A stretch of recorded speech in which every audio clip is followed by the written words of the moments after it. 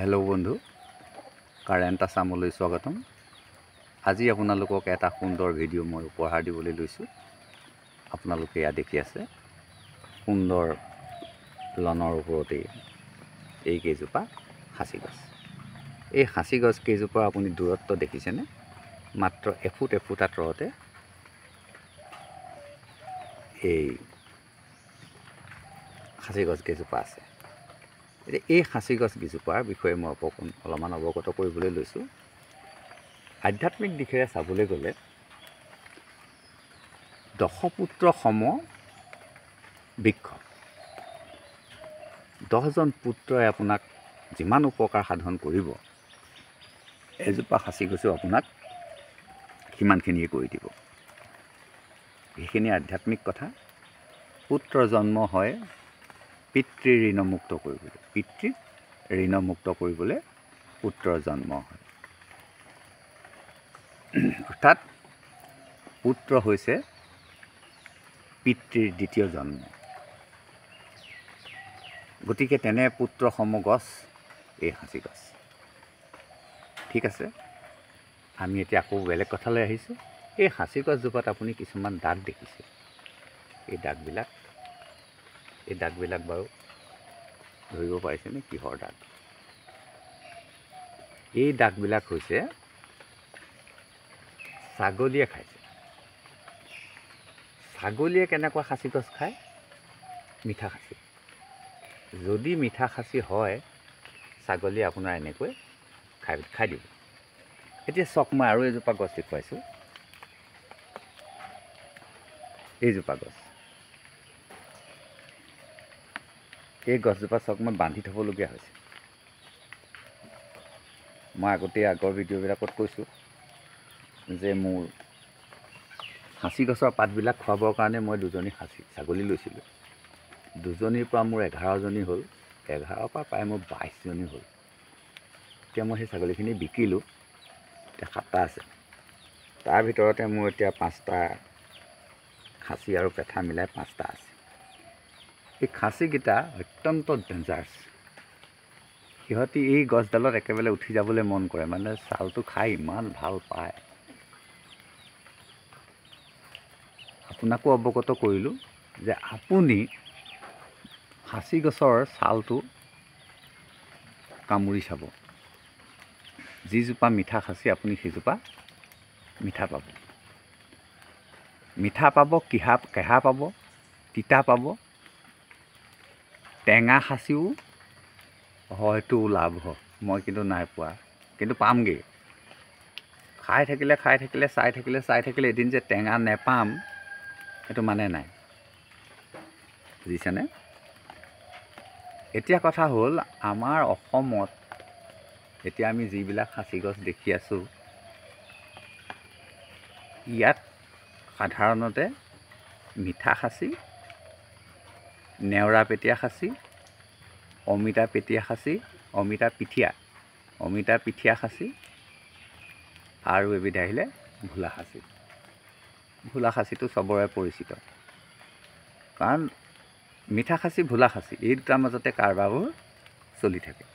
কাৰণ অমিতা পিঠিয়া সাঁচিটো ধৰা পৰে গছজোপাৰ মধ্য বয়সত। গতিকে অমিতা পিঠিয়া সাঁচিটো আপুনি ৰোপণ কৰিব সময়ত চিনি নাপায়। ৰোপণ কৰিব সময়ত আপুনি সাধাৰণতে মিঠা সাঁচিটো চিনি পাব, ভোলা সাঁচিটো চিনি পাব। যে মিঠা সাঁচিটো আপোনাৰ সদায় পেঞ্চিল টাইপ, এই পেঞ্চিল টাইপ। কিন্তু আপোনাৰ যিটো ভোলা সাঁচি, তাৰ গুৰিটোৱে শকত, হাতী খোজটোৰ নিচিনা, হাতীৰ ভৰিটোৰ নিচিনা গুৰিটো শকত হ'ব আৰু আগফালে সৰু হৈ আহিব, ফাচকৈ সৰু হৈ আহিব। আপোনাৰ গুৰিটো শকত, তাৰপৰা আপোনাৰ ফাচকৈ শকত হৈ আহিব। কিন্তু বৰ ধুনীয়া দেখিবলৈ, সেইটোৱে সোনকালে বিক্ৰী হয়। যে কি নহওক, কেইটামান গুৰুত্বপূৰ্ণ কথা ক'বলৈ আগবাঢ়িছোঁ। মোৰ ভিডিঅ'টো স্কিপ নকৰাকৈ আপুনি চাই যাব, কাৰণ আগতেই কৈছোঁ যে সাঁচি গছৰ কিছুমান গোপন তথ্য মই অৱগত কৰিবলগীয়া হৈছে। যি গোপন তথ্য অৱগত কৰাৰ লগে লগে কাৰোবাৰ উপকাৰ হ'ব, কিন্তু কাৰোবাৰ অসুবিধাৰ সৃষ্টিও হ'ব।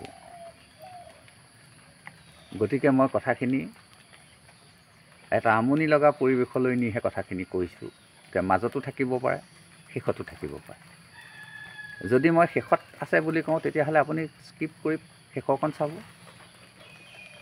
গতিকে আপুনি ধৈৰ্য সহকাৰে মোৰ গোটেই ভিডিঅ'টো চাব। যদি আপুনি মোৰ তথ্যখিনি সঁচাকৈ ভাল পাইছে তেতিয়াহ'লে আপুনি লাহে লাহে মোৰ ভিডিঅ'টো আপুনি কাণ পাতি শুনি থাকিব। এতিয়া আহোঁ এটা কথালৈ যে সঁচা কথা এটা, মোৰ এজোপা সাঁচি গছ আছিলে, এজোপা নহয় কেইবাজোপাও আছে বাৰু। এজোপা আগফালে আছিলে, বৰ সুচল জেগাত আছিলে। গছডালত খুব বাহক লাগি থাকে। তাৰপৰা এদিন এজন মানুহ আহিলে, ক'লোঁ যে মোক গছডালত 3 লাখ টকা লাগে। তেওঁ একেচাতেই ক'লে যে আপুনি লাখৰ তলত লওক। লাখৰ তলত ল'লে কিমান? আপুনি 99,000 দিব। বোলে হয়, মই 90,000 দিম। মই নিদিওঁ। তাৰপাছত গৈ তেখেতে 1,30,000 পুলিটো দৰদাম ছিঙিলে। 1,30,000 পুলিটো এই যে মই দেখুৱাই আছোঁ সেই পুলিটো নিচিনা। কিন্তু মই পেটে পেটে ভাবিলোঁ যে আজি মই পুলিটো দিম। কেলৈ দিম? মোৰ পুলিটো ফুলিলে। বেপাৰীজনে কিন্তু সেই কথাটো নেজানে। ফুলিলে মানে কি আপুনি গম পাইছেনে? আপুনি ভাবিছে ওপৰত ফুল ফুলিছে, নাই ফুলা। আপুনি ভাবিছে যে গছজোপা ডালত ফুলিছে, ডালতো নাই ফুলা। চুলাই খালে যে মানুহবিলাক উফহি যায়, গাল মুখবিলাক যে উফহি যায়, তেনেকৈ টেকেলিটোৰ নিচিনা গছডালৰ কোনো অংশত ফুলি যায়। সেইটো হ'ল ফুলা বুলি কয়। যদি তেনেকৈ ফুলি যায়, আপুনি কোনো কাৰণত সেই পুলিটো নাৰাখিব, মৰিলা আৰু। কিনোতাজন মৰিলা আৰু। মানে যেনেকৈ চুলাই খোৱা মানুহজন ফুলি যোৱাৰ লগে লগে কিডনী দুটা গ'ল, 2টা কিডনী গ'ল, সেইকাৰণে মানুহজন ফুলিছে। ঠিক তেনেকৈ এই গছজোপাৰ সম্পূৰ্ণ মালখিনি যেতিয়া ধ্বংস হ'বলৈ আৰম্ভ কৰে, তেতিয়া সেই গছডাল ফুলিব আৰু ফুলা অংশতে গছডাল মৰি থাকিব। তেতিয়া সামোলঞ্চে গ'ল। যিজোপা গছ আৰু 6 মাহৰ পিছত মৰিব, সেইজোপা গছত যেতিয়া 1,30,000 দিছে, কোনেনো নিদি থাকিব? দিলোঁ। কিন্তু মানুহজনক মই এটা ৰিকুৱেষ্ট কৰিলোঁ যে আপুনি মোক 1,30,000 দিছে, 1,30,000 টকাত মোৰ যোৰা নমৰে। কাৰণ মোৰ এতিয়া 2 গাড়ী শিল আনিব লাগে, 4 গাড়ী বালি আনিব লাগে, গম পালে? ৰডো আনিব লাগিব, চিমেণ্টো আনিব লাগিব। কাৰণ মই ঘৰ এটা আৰম্ভ কৰিবলৈ লৈছোঁ। গতিকে মোক অন্ততঃ 5-6 লাখ টকা লাগে। গতিকে মই এইটোৰ দৰে এটা সমান পুলি দিম, আপুনি মোক 3 লাখ টকা দিব লাগিব। নাজানো মানুহজন হোজাই নে টেঙৰে, 5জন আহিছে। কিন্তু পাছফালৰ পুলি এটা দিলোঁ, 3 লাখ টকা 2টা পুলিত। দৰদামেই নকৰিলে, 3 লাখ টকাত 2টা পুলি কাটি পেলাম। মই বোলো আপুনি কথা নপতাকৈ গছডাল দেখুৱাই দিলোঁ, কাটি দিলে। আপোনাতকৈ মই জনা নহয়। এইবাৰহে লাগিলে লেঠা, আপোনাতকৈ মই জনা নহয়। সাঁচি বেপাৰী এজনেনো বাৰু তেনেকৈ কয়নে? দুখো লাগিছে। গছকেইডাল কাটিলে, কাটি গ'ল। তেতিয়া পৰিবাৰে কৈছে আপুনি গছডাল সস্তাত দি দিলে নেকি? মই বোলো সস্তাত গছডাল মই দিলোঁ নহয়, এডালতহে পাইছোঁ পইচাটো। 3 লাখ টকা মই এই পাছফালৰ পুলিটোতহে ল'লোঁ। আগফালৰ পুলিটোত মানুহজনৰ মূল বাচিব নাই সন্দেহ আছে। বোলে কেলৈ? তো সেইডালৰ মালটো বেয়া হৈ গ'ল। বোলে আপুনি সোমাই চাইছিলে? মই বোলো সোমাই চাব নালাগে নহয়, টুকুৰিয়াই চালেই গম পায় কোনটো টেকেলি, মানে কলহ, গুড়ৰ কলহ কাটিলৈকে থাকিব, টুকুৰ দিলেই গম পায়। বা যে কি নহওক, মানুহজনে লৈ গ'ল। 15 দিনমানৰ পিছত মানুহজন আকৌ আহিলে। বোলে দাদা, সেই 2টা থাকি গৈছে নহয়, পাছফালৰ পুলি 2টা। দিয়ে যদি দিয়ক, মোৰ 5 লাখ লাগিব। বোলে চাই চিতি ল'ব। বাহ, এতিয়াও আছে দুটা পুলি, মই নাই দিয়া। বাহ, 5 লাখ টকা ক'লোঁ চাই চিতি ল'ব বুলি ক'লে। মই তেতিয়া ক'লোঁ দিম বাৰু পুলি, আপোনাকে দিম। আপুনি কওকচোন, আপোনাৰ সেই মোৰ পানীয়া পুলিকেইটাত কেনেকুৱা ওলালে মাল?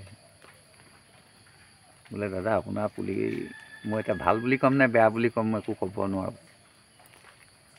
কোনো কাৰণত আগফালৰ পৰা নিয়া পুলিটো মই বিকিব নোৱাৰিলোঁ নহয়। বিকিব নোৱাৰিলে কি কৰিম? বোলে মই বটালি মাৰিলোঁ, নিজে লাগি গ'লোঁ। মই তেতিয়া বোলে মূল বাচিলে আপোনাৰ গছডালৰ মালটো একদম বেয়া হৈ গ'ল নহয়। কি হ'ল? বোলে বটালি নৰয়, চব খুনখুনীয়া হৈ গ'ল। ডেগত দিব লাগিব সেইখিনি মাল, বিকি নহয় ডেগত দিব লাগিব। নে কথাটো বুজিছেনে? মানে ডেগত দিলে আঁতৰ ওলাব, আৰু বটালিত যিখিনি মাল ৰৈ যায় আপোনাৰ সেইখিনি মাল 10 গ্ৰামত 2.5 লাখ 3 লাখ টকা। 10 গ্ৰামত। এতিয়া সোণৰ দাম কিমান? 10 গ্ৰামত 1 লাখ টকা। সোণৰ 3 গুণ দাম, গতিকে 10 গ্ৰামত 3 লাখ টকা। কিন্তু খৰচ আছে, খৰচ কৰি লাখত লাখ ৰৈ যায়। যে কি নহওক, যিখিনি মানুহ বটালি নৰয়, যিখিনি মাল বটালিত নৰয়, সেইখিনি মাল ডেগত দি উতলাই দিয়া হয়। আগতেতো 15 দিন একেৰাহে জুই দিবলগীয়া হৈছিল। আজিকালি উন্নত ব্যৱস্থা ওলাইছে, 10 দিনতো মাল বাঢ়ি কৰিব পাৰিছে। যে কি নহওক, আপোনাৰ গছডালত মোৰ লছ নহ'ল। কিন্তু বটালি মাৰিব নজনা মানুহে যদি নিলেহেঁতেন, মানে তেওঁলোকৰ চবে বটালি মাৰিব নাজানে, তেওঁলোকে কেঁচা মালটো সংগ্ৰহে কৰি দিয়ে। কিন্তু অলপ হেভি গছ নিবলৈ হ'লে এই সৰু পাৰ্টিকেইটাই নিকিনে। যিকেইটাই চাইকেলত কঢ়িয়াই থাকে সেইকেইটাই হেভি গছ নিকিনে। সিহঁতি 2000, 500, 1000 তেনেকুৱা পুলিবোৰ কাটি ফুৰে। কিন্তু লাখটকীয়া গছ কাটিবলৈ হ'লে অলপ ওপৰ ৰেংকৰ মানুহ আহে, যি বটালি মাৰি মাল উলিয়াই ডেগত দি হ'লেও পইচা বাঢ়ি কৰিব, তেনেকুৱা মানুহখিনি আহে। যে কি নহওক, আপোনাৰ গছ পিছফালৰ পৰা যিডাল গছ দিলে, সেইডাল মোক ভাল গছ দিলে আপুনি। সেই গছডাল যদি নিদিলেহেঁতেন, মই 15 দিন জিৰ'ত থাকিলেহেঁতেন। মানে 15 দিনৰ আয় মোৰ ধ্বংস হ'লহেঁতেন। কাৰণ 15 দিন মই ওলাই আহিব নোৱাৰিলোহেঁতেন, সেই গছডালতে লাগি থাকিব লাগিলেহেঁতেন, আৰু শেষত গৈ মূলটো বাচিলেহেঁতেন, কিন্তু মোৰ 15 দিনৰ আয় গ'লহেঁতেন। কিন্তু আপুনি পাছফালৰ গছডাল দি মোক বচাই দিলে, আৰু এই দুডাল দিয়ক। মই বোলো সেই দুডাল মই এতিয়া নিদিওঁ, কাৰণ মোৰ এতিয়া যোৰা মৰিলেই। আপুনি যিকেইটা পইচা দিলে সেইকেইটা পইচাই মই কামখিনি প্ৰায় আগবঢ়ালোৱে। গতিকে মই এতিয়া এই গছ পুলিকেইটা নিদিওঁ। এই পুলিকেইটা মোৰ এতিয়াও আছে। কিন্তু এতিয়া আপোনালোকক মই এটা গুৰুত্বপূৰ্ণ কথা ক'ম, যে সাঁচি গছত পোকে ধৰিলে ভাল নে নধৰিলে ভাল। মোৰ এই পুলিটো মই বৰ যতনে ৰাখিছোঁ, কিন্তু এই পুলিটোত মোৰ অকণো মাল নাই, ক'তোৱে মাল ধৰা নাই। কিন্তু এইটোৱে ভাল খাচী, য'ত অকণোৱে মাল ধৰা নাই, কিন্তু মিঠা খাচী, কিন্তু অকণো মাল ধৰা নাই, সেইটোৱে মোৰ ভাল খাচী। কাৰণ ইয়াৰ গোলাইটো হৈ যাব 4 ফুট 5 ফুট। কিন্তু যদি ইয়াত মাল ধৰে, তেতিয়া মোৰ কি হ'ব গম পাইছেনে? এই পুলিটোৰ অৱস্থা হ'ব। এই পুলিটো চাওক, থকা নকাকৈ পোকে খাই থৈছে, একদম থকা নকাকৈ পোকে খাই থৈছে। একদম ওপৰলৈকে আপুনি চাওক, পোকে খাই থৈছে। পোকে ইমানেই খালে, ইমানেই পোকে খাইছে, এই দেখিছে চাওক, ঠাহি থৈছে। আৰু ঠাহি পোকে এই গতি কৰিছে, একদম 1 নম্বৰ পোক সোমাইছে ইয়াত, দেখিছেনে? কৰাৰ কাৰণে কি হৈছে, এই সাঁচি গছজোপাই গুৰিত এটা পোখা মাৰিছে। এই যে পোখাটো মাৰিছে, ই কিহৰ সংকেত? মানে গছডাল অলৰেডি মৰি থাকিব। এই গছডালে নিজকে ৰক্ষা কৰিবৰ কাৰণে এইখিনিত এটা পোখাৰ সৃষ্টি কৰিছে। এতিয়া আমি আৰু অলপ দিনৰ পিছত দেখিবলৈ পাম আৰু 2টা বা 1টা পোখা গুৰিত ওলাব। তেতিয়া মই যিমানেই দাম নাপাওঁ কিয় এই পুলিটো পোখাকেইটা ৰাখি বিকি দিব লাগিব। গছডালত মই দাম পাম, ভালেমান দাম পাম। এই ফুটাকেইটা কিন্তু বন্ধ হ'ব লাগিব। এই ফুটাকেইটা বন্ধ হোৱাৰ লগে লগে মই একদম মনৰ পচন্দৰ টকা পাম। কিন্তু এই পোখাটো মই তেতিয়া ৰাখি দিব লাগিব। আৰু এই পোখাটো ৰাখি দিলে মই 3টা পোখা ৰাখি দিম আৰু 2টা পোখা আহিবই। এই গছডালত যিমান টকা পাম, এই 3টা পোখাত সিমান টকা পাম। মানে ইয়াৰ শিপা অলৰেডি 10 ফুট 12 ফুটলৈকে বিয়পি আছে। গতিকে এই পোখাটো খুব সোনকালে ডাঙৰ হৈ আহিব। ঠিক লগে লগে আপোনাক আকৌ এটা দেখাই দিলোঁ, এইজোপা চাওক। এইবোৰ দেখিছেনে? ধুন্দা ধুন্দ কৰি থৈছে। কিন্তু কি হৈছে, এই ধুন্দা কৰি থৈছে একদম। এইটো পোখা আহিল, তাৰমানে এইজোপা গছৰ আয়ুস চেচ। এইটো দেখিছে ফুটি একদম তাজা। এনেকৈ যেতিয়া কম বয়সতে সাঁচি গছত মাল ধৰে, তেতিয়া আপুনি সেইজোপা গছত লাখ লাখ টকা নাপাব। এই গছজোপা বচাই দিয়া কৌশল আছে, কিন্তু আপোনাক মই সেই পৰামৰ্শটো নিদিওঁ। এই গছজোপা কেনেকৈ বচাই দিব পৰা হ'ব, সেই পৰামৰ্শটো মই আপোনাক নিদিওঁ। কাৰণ আপুনি গছজোপা নষ্ট কৰি পেলাব। নাজানিলে গছজোপা নষ্ট হৈ যাব। যেনেকৈ আপুনি যদি পকা মিঠৈ বনাব নাজানে, গুৰটো যদি পাক ধৰিব নাজানে, আপোনাৰ গোটেই পকা মিঠৈখিনি তিতা হৈ যাব। ঠিক তেনেকৈ আপোনাৰ এই সাঁচি গছডালৰ পৰা সাঁচি গছডাল বচাবলৈ যাওঁতে আপুনি কৌশল নাজানিলে তিতা হৈ যাব। এইজোপা এতিয়া গছ চাওক, পোক দেখিছেনে? এইটো ভাল লক্ষণ নহয়। মানে সৰুতেই যদি পোকে ধৰে, তেতিয়া আপোনাৰ লোকচান হয়। আৰু এটা কথা অৱগত কৰিছোঁ, আপোনালোকে সদায় কলগছৰ গুৰিত সাঁচি পুলি ৰুব। এই সাঁচি পুলিটো চাওক, কাষত কলগছ। এই সাঁচি পুলিটো চাওক, কাষত কলগছ। সৈটো সাঁচি পুলি, এইফালে চাওক, এইটো সাঁচি পুলি, কাষত কলগছ। এইটো পুলি 12,000 দিছে, 12,000 দিছে। পোক চাওক, এয়া ফুটি থুকি থৈছে। এই যে ফটাকানিয়ে বান্ধি থৈছোঁ, সেইটো এৰুৱাই দিলে আপুনি ইয়াৰ তলতো পাব 3-4টামান। বান্ধি থৈছোঁ, পৰুৱা সোমাই বান্ধি থৈ দিছোঁ। চাওক, যে কি নহওক, ভালেকেইটা গুৰুত্বপূৰ্ণ কথা আপোনালোকক আজি অৱগত কৰিছোঁ। আপোনালোকে সাঁচি গছবিলাক তেনেকৈ ৰক্ষণাবেক্ষণ দিব লাগিব। যদি কিবাকৈ আপোনাৰ গছবিলাকত পোক নাই অহা, আপুনি আনিবলৈ যত্ন নকৰিব। যদি আপোনাৰ ঘৰৰ আশে পাশে আছে, তেতিয়াহ'লে আপুনি হ'বলৈ দিয়ক। আমাৰ ঘৰখনত আপুনি চাওকচোন, এইয়া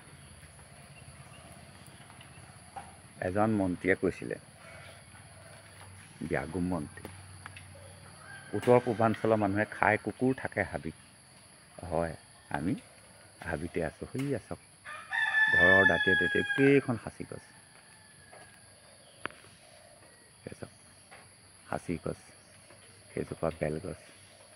সেইজোপা বৰ জামু, সেয়া আকৌ সাঁচি গছ ৱালৰ দাঁতিয়ে দাঁতি সাঁচি গছ। আপুনি আনি কওক, এইজোপা কিন্তু সাঁচি গছ নহয়, এইজোপা নলবাৰীৰ এজন মন্ত্ৰীয়ে দিছিলে, ব্যাগুম মন্ত্ৰী। তেখেতে 2টা পুলি দিছিলে, এটা এইখিনিত ৰুলোঁ, এটা সেই বাৰীৰ ফালে ৰুই থৈছোঁ, এইখিনিৰ পৰা নেদেখোঁ, দেখুৱাম বাৰু কেতিয়াবা। এই গছজোপা চিনি পাইছেনে বাৰু? এইজোপা সাঁচি গছ নহয়, ই অকল অক্সিজেন দিয়ে, প্ৰচুৰ অক্সিজেন দিয়ে। ইয়াৰ কাম সেইটোৱে, গৰুৱেও নাখায়, ছাগলীয়েও নাখায়। ব্যাগুম জোপোহা গছ হয়। এই যে আগটো লাহেকৈ ছিঙি দিলোঁ, ইয়াৰ পৰা পোখা ওলাব। ইয়াৰ কেইবাটাও প্ৰজাতি আছে। যে কি নহওক, চাওঁতে চাওঁতে ভালেমান দীঘলীয়াই হৈ গ'ল। আকৌ লগ পাম, আকৌ এনেকৈ আমি গুৰুত্বপূৰ্ণ কথাবিলাক পাতিম। আজি 3টামান অত্যন্ত গুৰুত্বপূৰ্ণ কথা ক'লোঁ। এক হ'ল সাঁচি গছ ফুলা কি, এইটো কৈছোঁ। 2 নম্বৰ কথা হ'ল সাঁচি গছৰ টেষ্ট কি, মিঠা সাঁচিৰ যে এটা টেষ্ট আছে, সেইটো গুৰুত্বপূৰ্ণ কথা কৈছোঁ। তাৰপাছত আপোনাৰ সাঁচি গছত গুৰিত পোখা দিয়ে কিয়, এইটো কথা কৈছোঁ। নোট কৰি ৰাখিব, এইকেইটা গুৰুত্বপূৰ্ণ কথা আপুনি আপোনাৰ খেতিডৰাত লক্ষ্য কৰিব। আখৰে আখৰে আপুনি শুদ্ধতাৰ প্ৰমাণ পাব। বেয়া লাগে সাঁচি গছবিলাক দেখিলে, কেনেকৈ খাই পেলাইছে পোকে, গোটেইখন পোক। এইবিলাক একদম 1 নম্বৰ ফুটি। ৰোৱক, কেইজোপামান সাঁচি গছ ৰোৱক, এনেকৈ ওচৰলৈ গৈ সাঁচি গছকেইজোপাকে চাই থাকিব, মোহাৰি থাকিব, জৈৱিক সাৰ দি থাকিব, আৰু এদিন লাখ টকা লৈ কামত খটালোঁ। আজিলৈ আহোঁ, ধন্যবাদ।